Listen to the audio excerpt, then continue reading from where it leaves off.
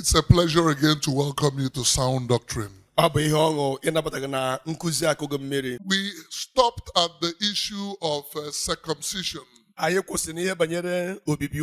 which the enemy used Paul to attack vehemently in the two books of his epistles. He spoke about against circumcision in 1 Corinthians 7:19, and he also spoke in Galatians 5:6. In Galatians 5:6, he said that in Christ Jesus, there is nothing like circumcision. Okay, let's begin with Christ Jesus. Because he says in him. Luke 2:21 to 24.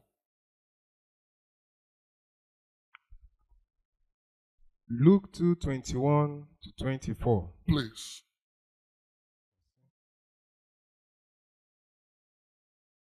Make sure you're looking very well. That's what Luke means. Yes. And when 8 days were accomplished. And when 8 days were accomplished. For the circumcising of the child.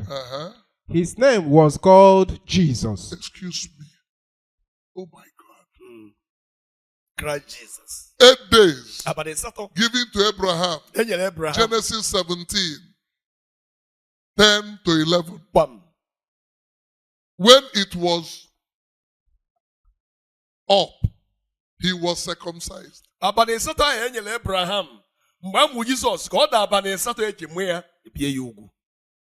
are very heavy pills to swallow. Please repeat Galatians. Hold that place. Repeat Galatians 5:6. Let's put it up.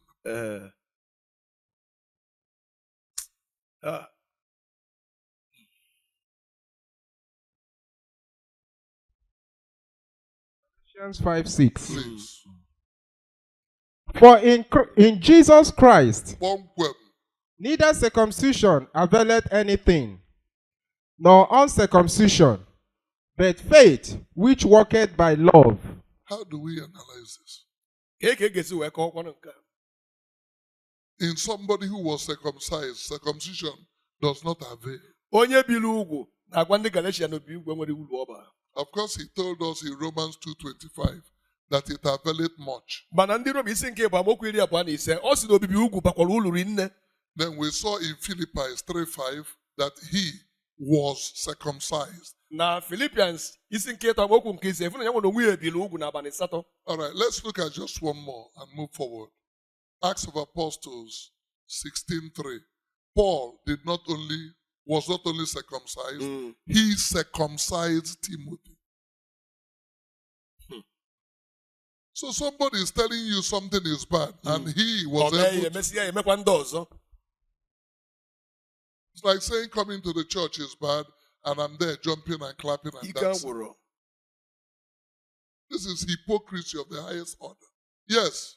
Acts 16:3. Thank you. Him would Paul have no go forth with him. Have to go forth with him. Him would Paul have to go forth with him. Yes. And look and circumcise him because and circumcised him. Yes. Because of the Jews. Okay, that's a good addition. Because of what? The Jew. No, you should have preached to them. You should have defended it and told them in Christ Jesus there is no circumcision. Yes, continue. I don't want to cut you off. Yes? Because of the Jews which were in those quarters. For they knew all that his father was a Greek. He knew that the father was Greek and he didn't circumcise him. So when he needed to take him to Jerusalem, he had to circumcise. So my own is that if a man does not die for what he believes, he never believed in it. If he knew that he had accepted Jesus, Paul, and you and Timothy accepted him, first you have no business in Jerusalem, you should be going to Rome. And then there, Emperor Constantine doesn't care about circumcision. It's unfortunate what we have been told. But I want us to look in this section what Prophet Malachi says about honor. Malachi 1:6. It reads, a son honors his father, and a servant his master.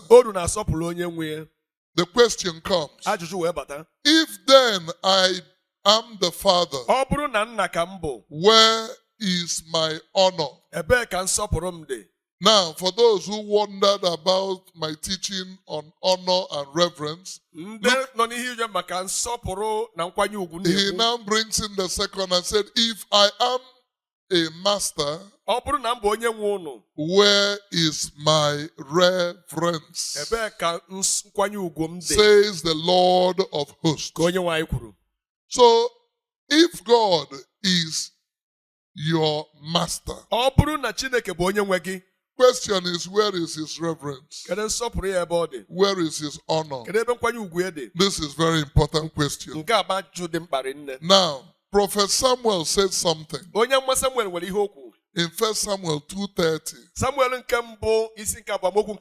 He was inspired and he said, but now the Lord says, far be it from me, for those who honor me, I will honor, and those who despise me shall be lightly esteemed. So honor is important in that we say respect is reciprocal.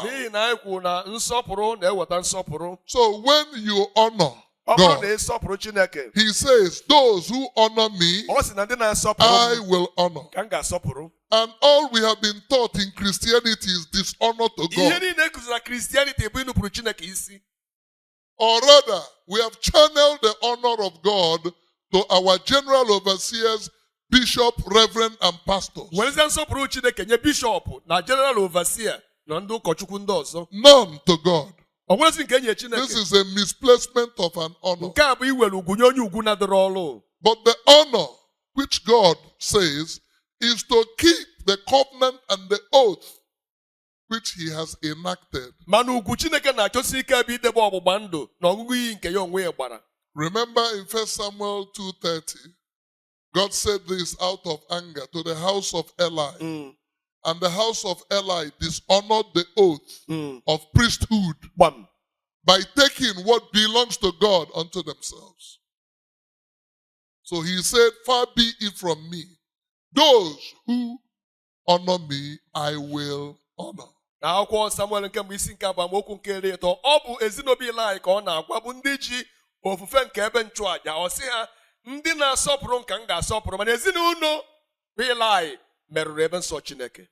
That is another topic. Feel free to read it. And out of God's anger, because they despised him, he reduced the house of Eli with a very painful statement and said that there is no atonement offering that can be done to atone for the sins of the house of Eli.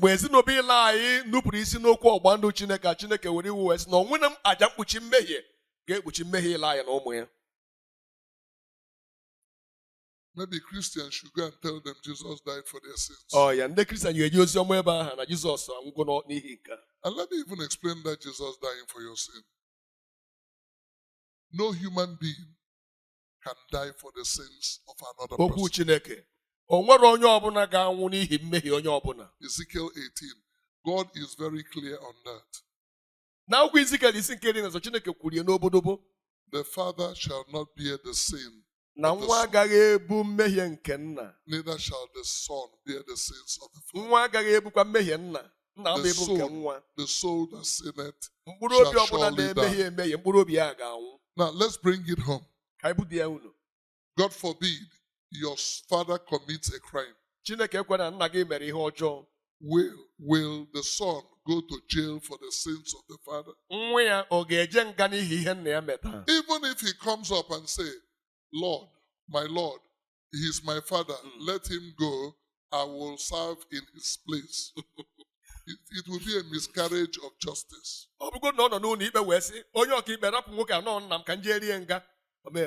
It can never happen.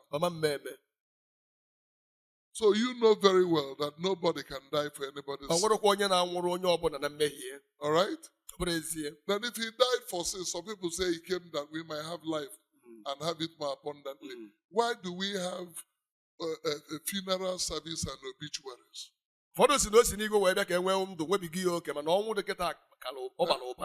Why? And then we bring the corpse in the church before the person, the church, have accepted to be their Lord. Let me tell you something. Let nobody deceive you. Feel free to begin now to turn away from sin. 1 John 3:4 says, sin is the transgression of the law of God. So continue saying somebody died for you so that by his death you are healed by whichever stripe. All these things we heard are not true. And I calmly tell you to retrace your steps to the everlasting word of God. Nobody will suffer what you will suffer for the things you have sinned against God. And that is same for all of us. So the earlier you know, the better for you. How can one demonstrate honor for God? The military has a way to honor people. They blow the bugle and salute and all the things they do. It is considered honor. Well, that may not apply to God. Because he has the host of heavens bowing down before him, casting their crown. 24 elders rejoicing. So while you can file and stand like man o' war, it doesn't make sense to God. But the most important thing for you to be in mind is that this channel will teach you how to honor God based on his words. Are you ready? Honor to God can only be demonstrated by one's total submission to the will and solemn observance of his words. The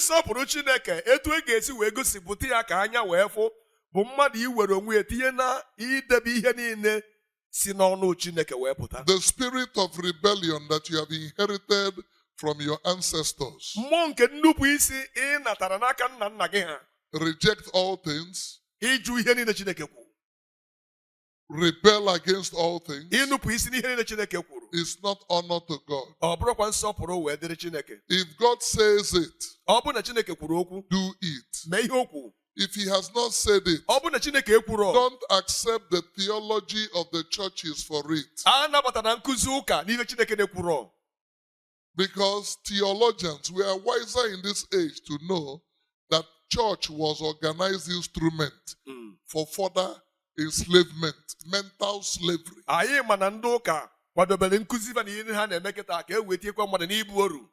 Forget their relief materials. Forget the scholarship. All these things are to perpetuate their grip on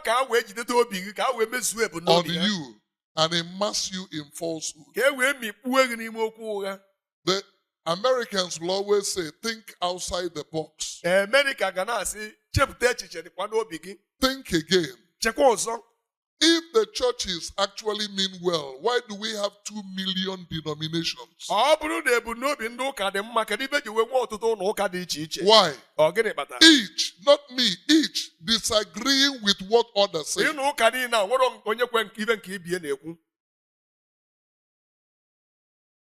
Think about it. And see that somebody somewhere is toying with your salvation. It is time for you to say, I will take my salvation in my own hands. And by my faith in God, I will search out the truth. It's important. Those who seek will find. But the problem is that you have not bothered to seek. You have stuck on just believe. The church that came told us just believe. And we are believing to our own peril. Just believe. Sow seed. If you want to sow seed, buy a land and plant cassava. You will see your seed grow. Those who tell you to sow violent seed, let them show you an example of how that seed is sown. All these things are falsehood. But there are seeds that God wants us to sow. The seeds of righteousness. And He has detailed us in the Torah. So there are many things that we may say. But now you have come to understand that to honor God means total submission. If God wants me to take off my shoe, total submission in the holy place. If God wants me to kneel down and bow down, total submission. If God wants me to come in a clean state, wash myself, and be in the mode, total submission. Whatever He wants me to do, that I will do. I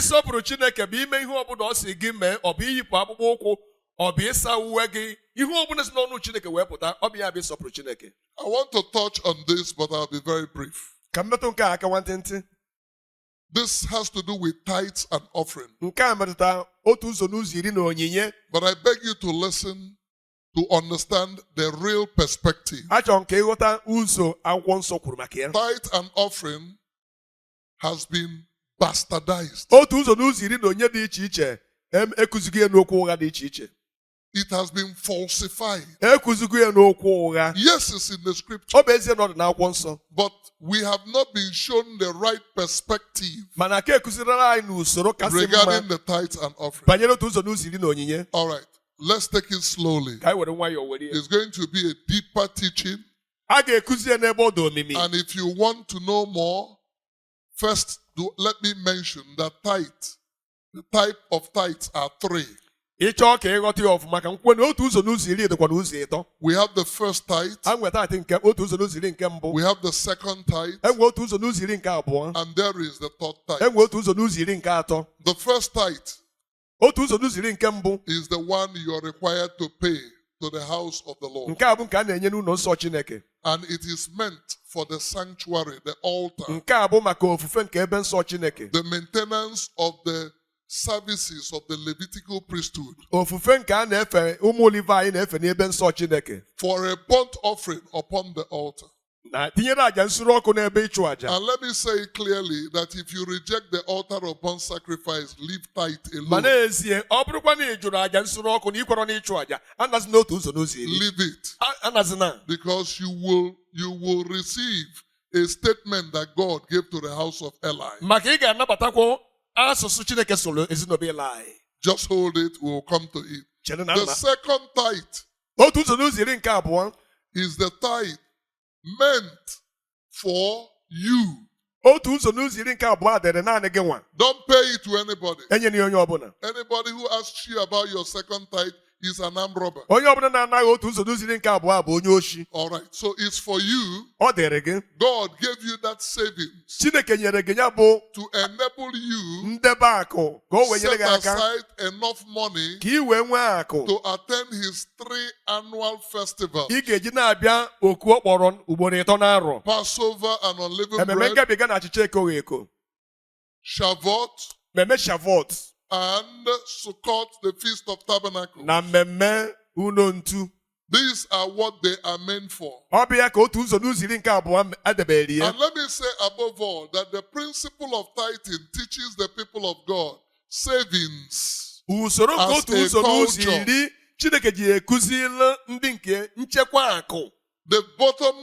The foundational teaching of tithe is that not all the things you receive must be eaten. People who fail on tithe culture are people who have turned themselves into hooligans, always borrowing, menace to the society. You want toothpaste, you beg. You want what have you done with your salary? You want soap, you beg. That means you don't have a culture of splitting what you have earned into your needs. But the principle is that if anybody fails to give to God, you cannot give to yourself. Try and see. Then we move forward. The second tithe is for the festivals. Now the third tithe comes once in every 3 years. Within the 7-year cycle. The tougher teaching here is that God does not reason like we reason. His ways are not our ways. Isaiah 55:8-9 tells us that as heavens are far away from the earth, so are the thoughts of God far away from man.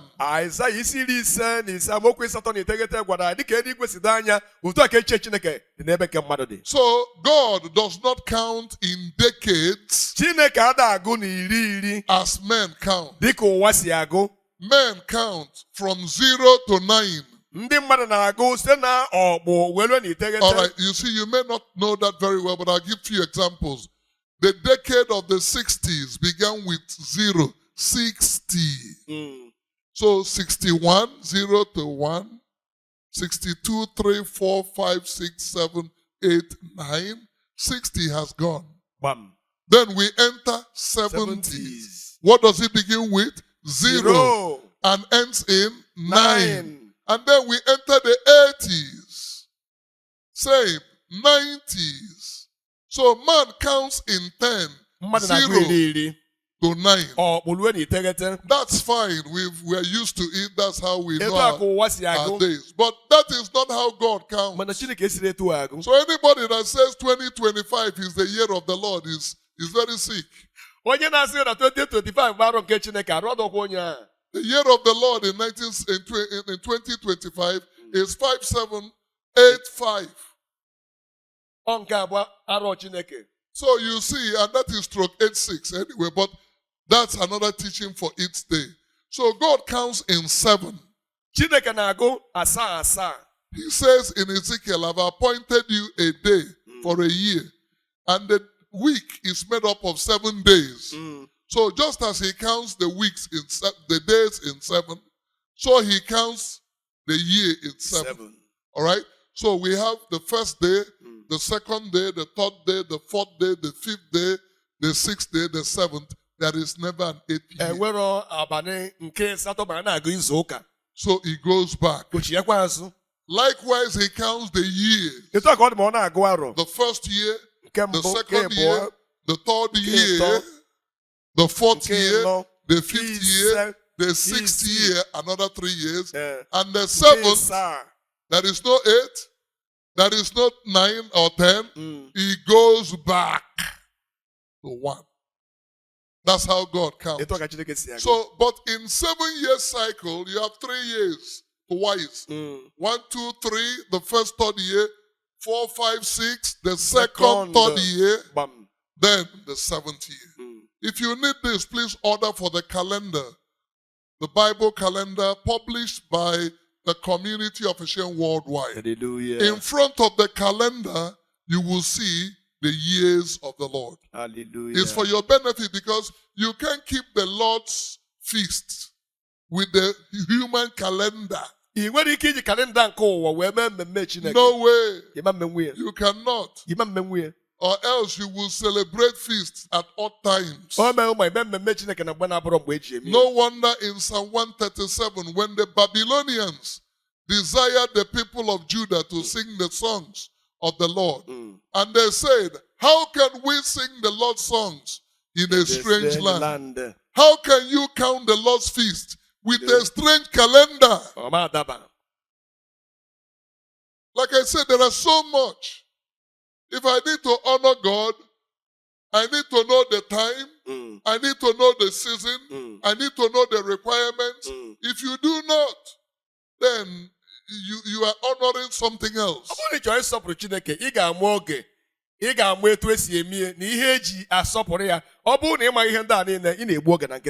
our future lecture, if you follow us, the media will remind me, even if you don't, to talk on these matters very well so that you can develop your spiritual life. Amen.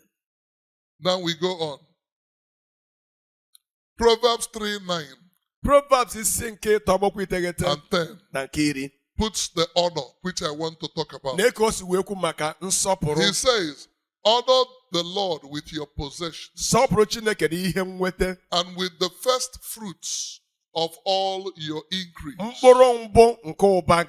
So your barns will be filled with plenty, and your vats will overflow with new wine. I want us to cool down in looking at this, because some of the things are coded there. Are coded. They are well explained, but they are coded that if one is not taught, they would not know. Honor the Lord with your possession. So there are things that are mine, which I did not give to myself, that God gave to me. Out of it, I will honor God. Now, in the world we live in today, we have become possessive. My wife, my children, my house, my car, my job, my office, my whatever. Good. It's yours. I'm not quarreling. But the day you lie down,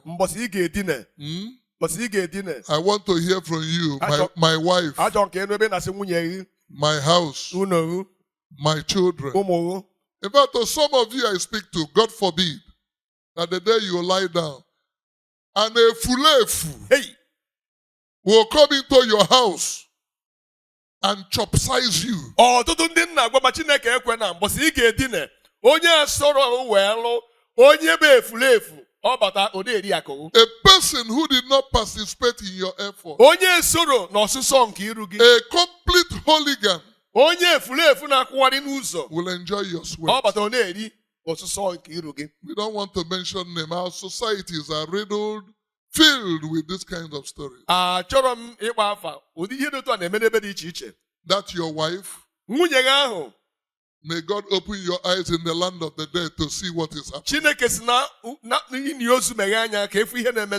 And you see your mansions being sold for pennies. But God says while you are alive, bring them, honor me with it.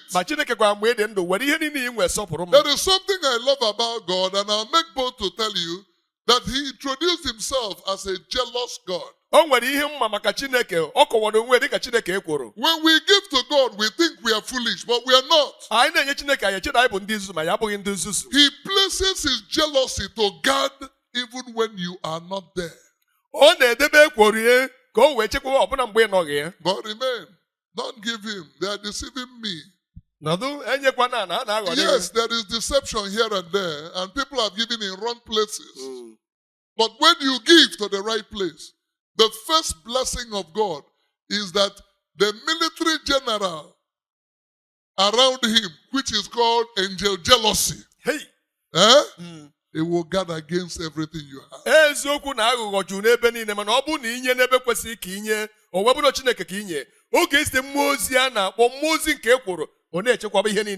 Believe me, because the scripture says that He will rebuke the devourer. Did He say it or not? He said it. He will rebuke the devourer. Talk to me about that. Gwa m maka nke a. When I honor him, Ọ bụ na nsọpụrụ he ya. releases his rebuke against a devourer. Ọ bara ihe na-eripịa eripịa mba. And it may not be a hooligan, complete stranger. It might even be your son. Ebedebe egbu. O nwere ike ọma mkpụdo onye ilo. Ọ bụrụ nwa gị ga-atapịa akụ. Or it can be your, or even that your precious wife, O nwere ike ọ bụrụ nwunye gị ahụ mara mma. Mrs. Otipo, Ebedebe egbu. and she would devour the remaining thing. Ịnụta Mrs. Otikpo ole akụ niile. Otikpo ihe Otikpo niile. ihe niile nwe.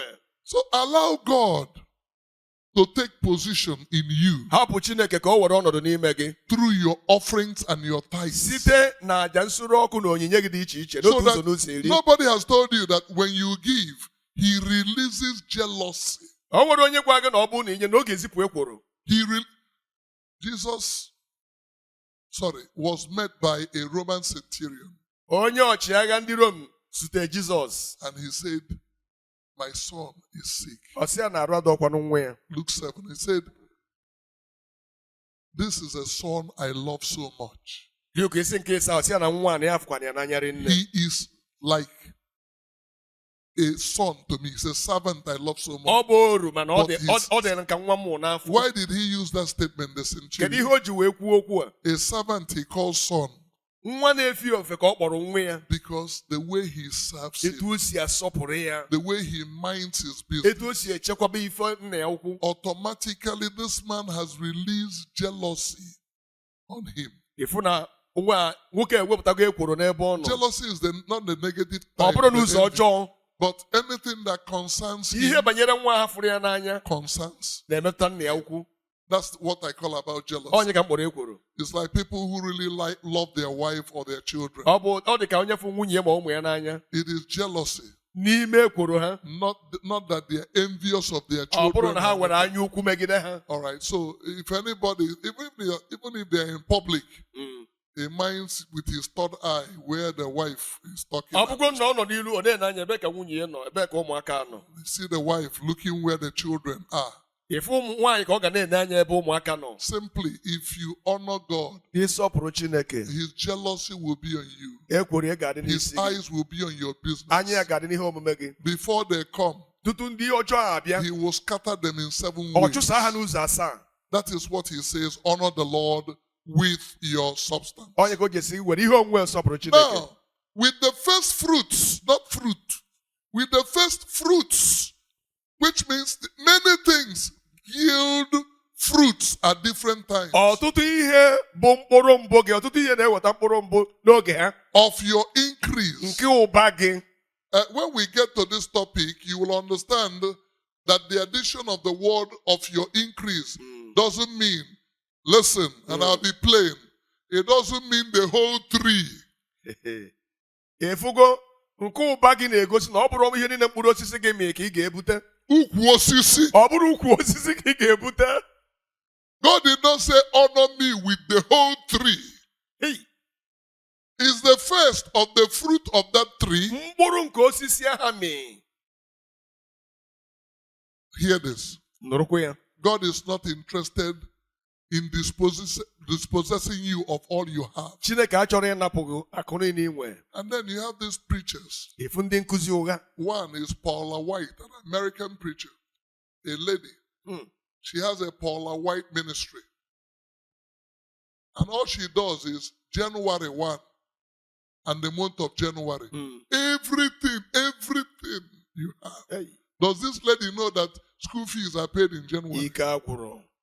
Everything you have, you should bring. This is white robbery. Oshi anya ọcha. And people are sowing into that ministry. Ọ nwekwara ndị na-esie Jenụwarị fa ewere ife niile ha natara n'ụgwọ kwa nwaanyị. How long shall we be enslaved Ruo one mgbe ka ị ga-anọ n'oru by the doctrines of demons? site na nkụzi nke mmụọ na-adịghị ọcha. The greed in pastors. Ndị anya ukwu dị n'ime ndị ozi. Bring all. Bring Bute ha all. ncha. Bring all. Bute ha ncha. it is not what God wants. Ọ bụrụ ihe Chineke chọrọ. Abraham paid tithe. Abraham kwụrụ otu ụzọ n'ụzọ iri. Not all. Ọ bụrụ ihe niile ọ lụtara n'agha. Jacob paid tithe. Jacob nwụọ otu ụzọ n'ụzọ iri. Not all. Ọ bụrụ ihe niile ọ lụtara. Israel pays tithe. Israel na-akwụ otu ụzọ n'ụzọ iri. In fact, ọ bụrụ na akụ ha niile. bring your company, bring it, the certificate, bring the bank account. Oh. You want to close a generation? Tithe is the first fruit of your increase. So the capital is not touched. Isi ego gị ejiri ya akwụ otu ụzọ n'ụzọ iri. Listen to me, because I know somebody is paying attention. Yes. When it comes to tithing, Abịa n'otu ụzọ n'ụzọ iri. I'll give an example. Ka mara gị atụ. In the studio, I am with Shaliakobi. Na studio mụ na Shaliakobi nọ. God has blessed him to be a great interpreter. Chineke enyego m ya ka ọ bụrụ onye nkwupụta okwu. Now, he wants to start a business, let's assume. Ọ chọrọ ka o bido ihe omume. And I give him #1 million. Wee nye $1 million.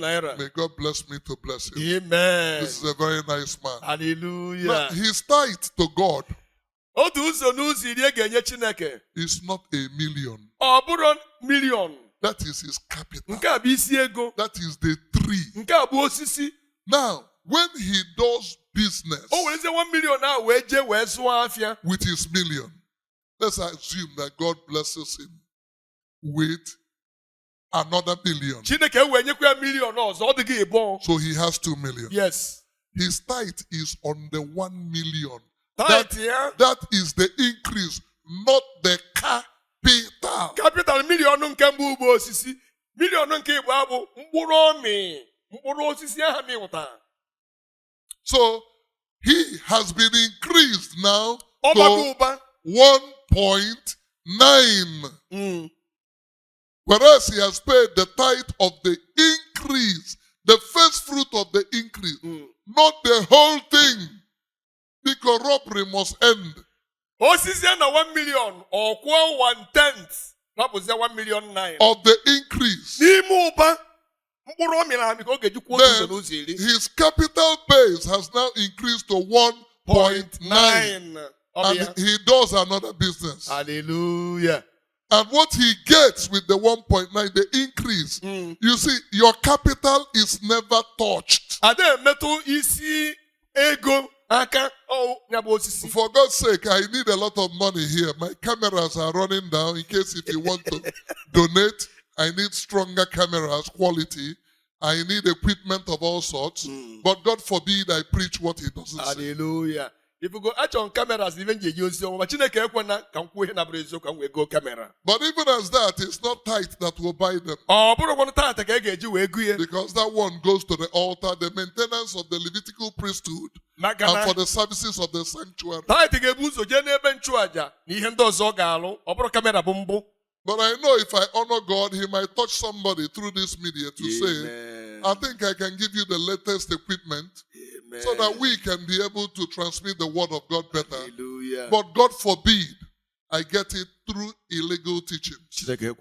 That's the most important thing. Can they hear that in Igbo, please? N'anya achọ kamera mana Chineke ekwena ka m were okwu ụgha kwuo ihe na-abụrụ eziokwu mana ọ bụrụ na na-ekwu ya o metụ mmadụ n'obi o nwere ike ibunye kamera ka m wee na-eji ozi ọma n'ebe dị iche ma Chineke ekwena ka m were ụzọ okwu ụgha wee weta ego kamera. Can I say to ministers? Enwere ike ịgwa ndị ozi.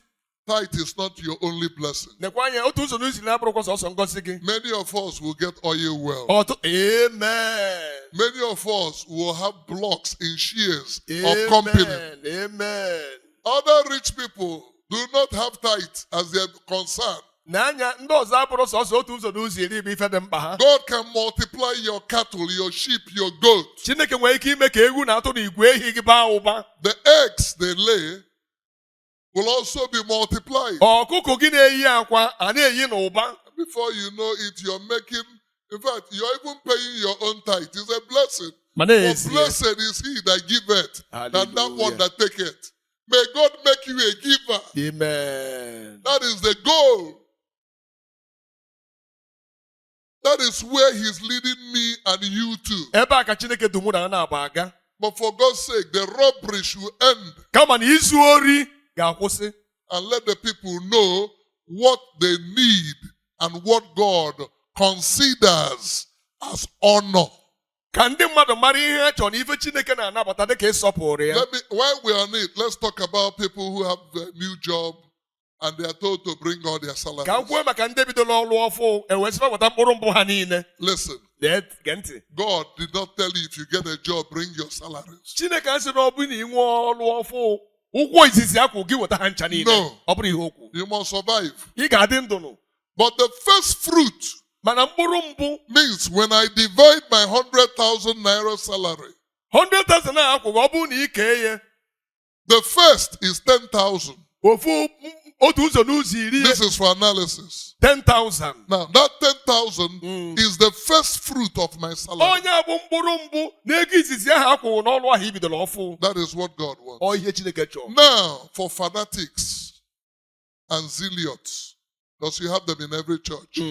If God gives me this job in an oil company, the first salary of 1.8 million, I'm going to give it to God. Yes.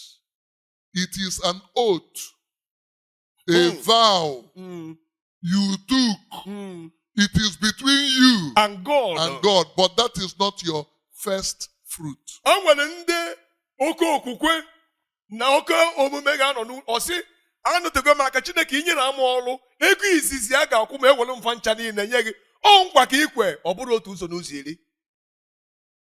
Clear.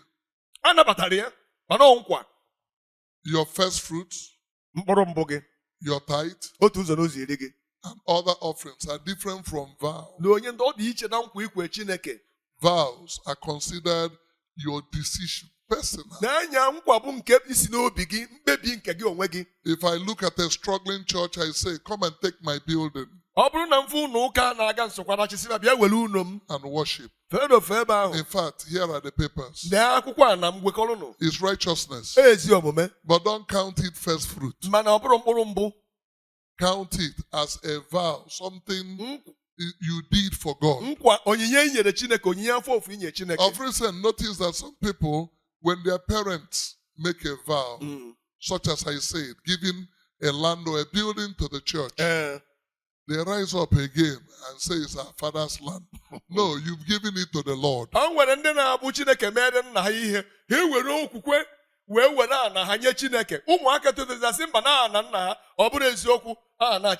Of recent, there was a child that rose up in this community. And in this community, the father had him before he joined the community. And as his first son, he was deformed with what do you call epilepsy. Thank you. Epilepsy. So whenever it comes, it's so severe that the father thinks he's going to lose the son to epilepsy. So when he found Holy Sabbath then, he brought him and laid him before the Lord and said, Father, if you cure this child completely, I will raise a house for you in my hometown. So he did it. And the Lord cured this child. The boy grew, married, normal, went to school, no more shaky. Then the father died. The child rose up and wrote us a very good letter and told us to pack out of this building. Listen, he didn't know that this building was tied to his existence by oath of his father. The elders that knew the story called him, told him all about this. He said, we are scammers and we should leave. Of course, we didn't leave. We told him if he has the power, he should drive us out. He said he's coming back. The moment he lands here, we will see thunder, lightning, brimstone, all kinds of... We were waiting for him to come, only to hear that he died. That epilepsy caught him on a motorbike. And he fell down Before he knew it, he was smashed by an oncoming vehicle. Akwụkwụ Chineke gwọrọ ya o wee tonite bụrụ mmadụ, akwụkwụ a wee chigha azụ n'elu ọgba tumtum ọ dọtuo ya na moto figbuo ya. Can I tell you that the case is closed? Efugo na ikpe ahụ ebego. Chinua Achebe said it better. God's case, no appeal. Ikpe Chineke mgbagha ọkụ ya. So when people stand up, they should ask for the history, how they came to this earth, the purpose, the miracle that God did in their lives. Why end your life on things you do not own? It belongs to God.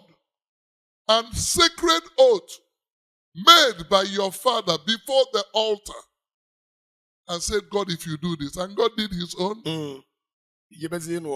Let me encourage parents to tell their children their life histories. Particularly, the topic is how do we honor God and what does it require from us? The message is given. Most of the children of this community received a lot of messages and promises of God at birth, particularly at the time of presentation.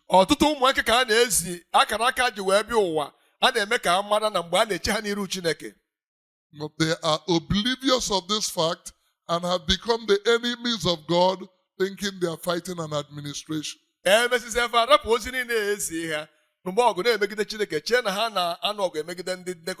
said, if you want more, I have sat here for 30 years and counting as the general overseer of the community of Shem worldwide.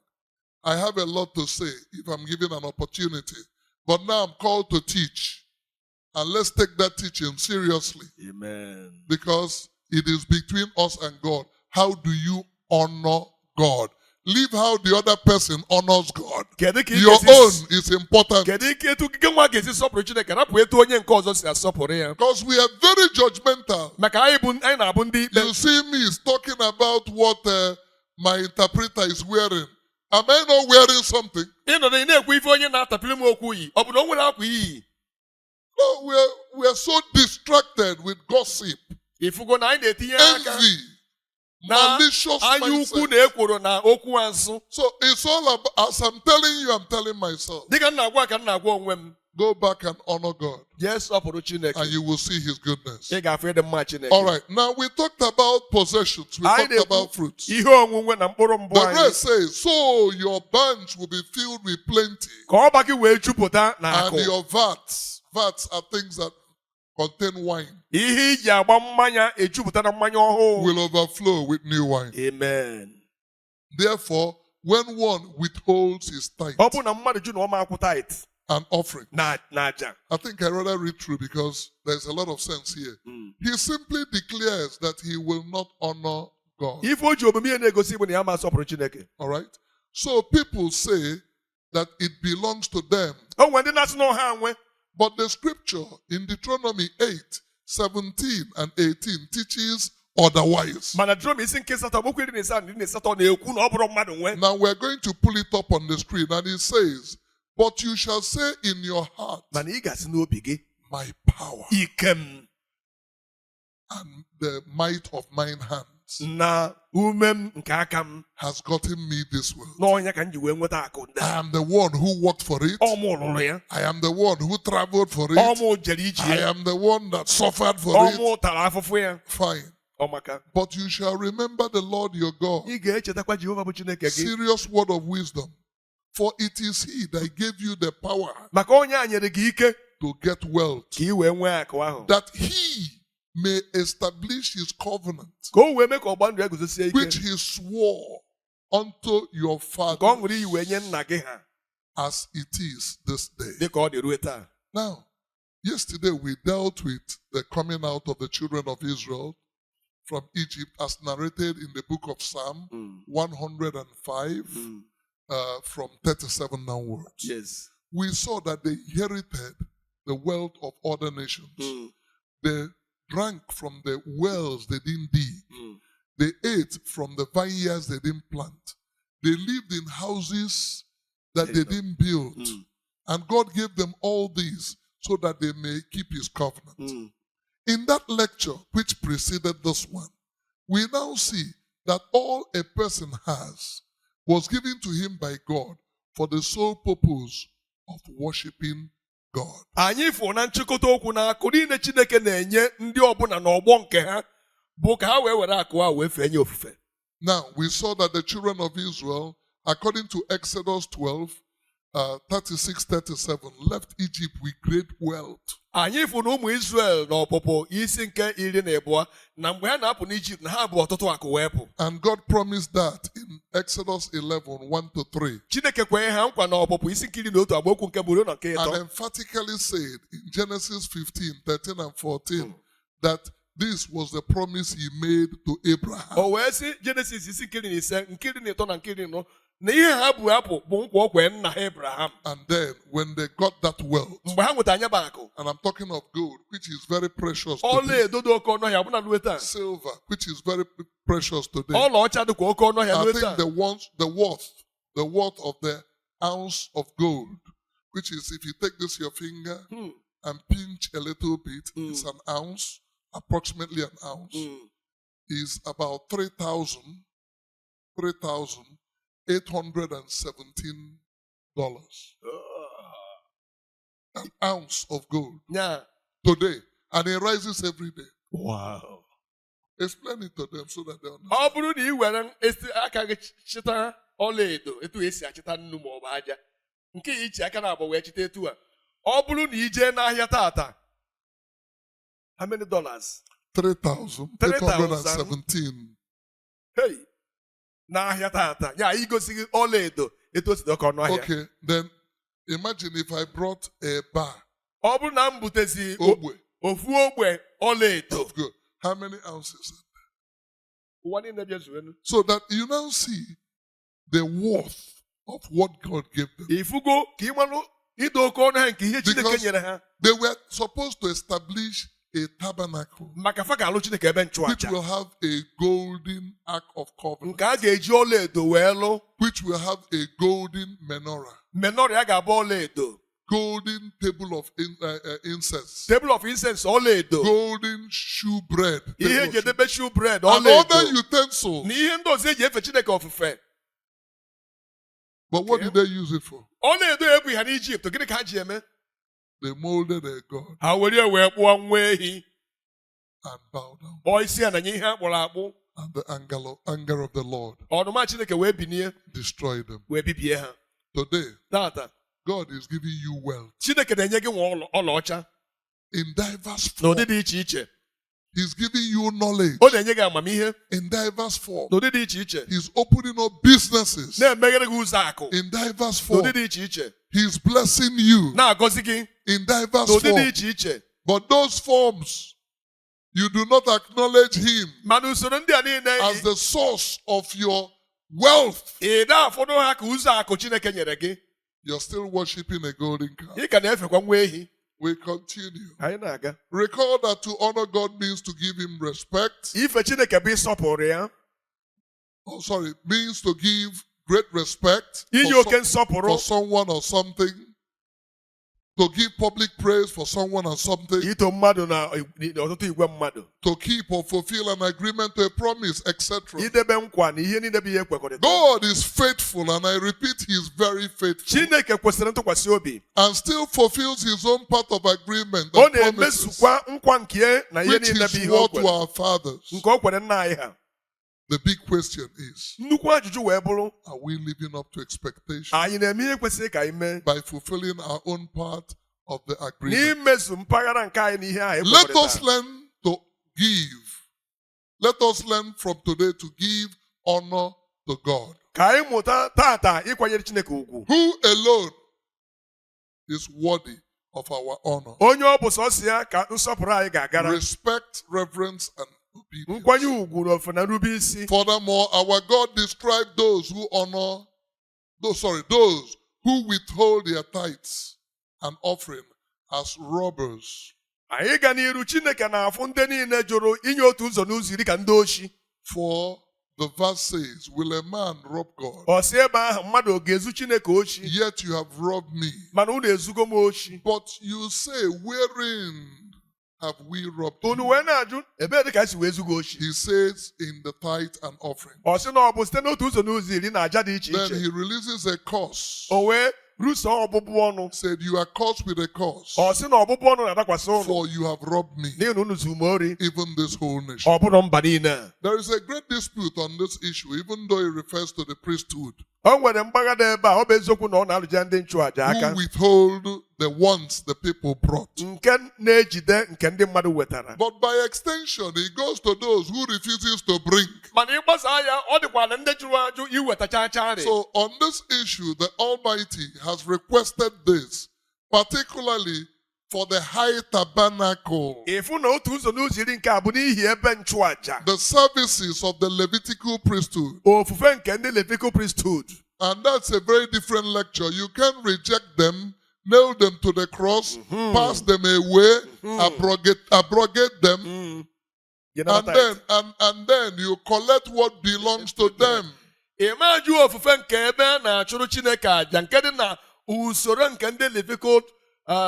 Lineage. It is wrong. It must be said. I don't expect you to accept it, but I'm only saying it so that one day you will say you heard this lecture. 1/10,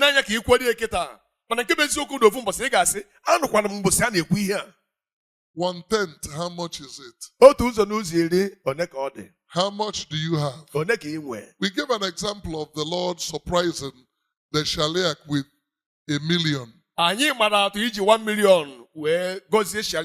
then he did a business and got an extra $1 million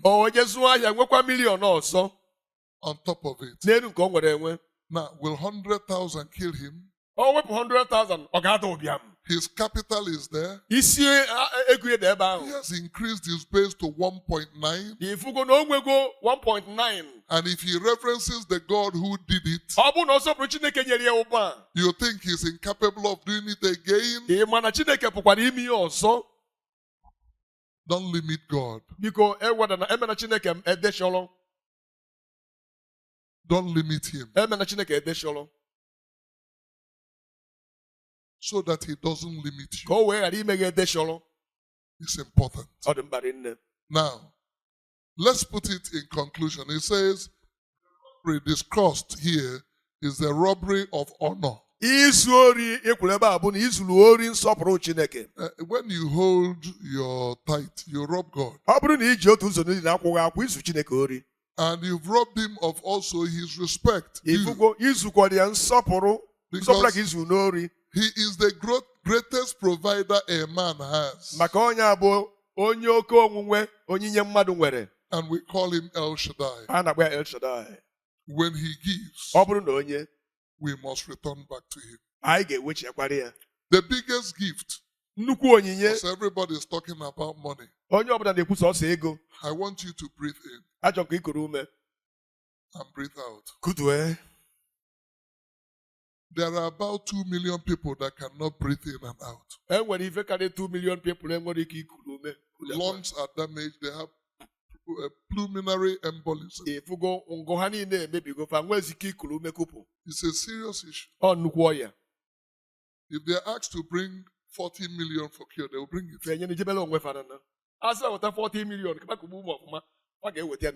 And then you see that respiration, which we breathe, even we don't even know we're breathing. It's a lot. And God gives freely. Just little kata, you know the inconveniences you face. But God heals us. What do we think we can give to God that will equal what he has given to us? I leave you with this thought as we prepare for the next segment. God bless you.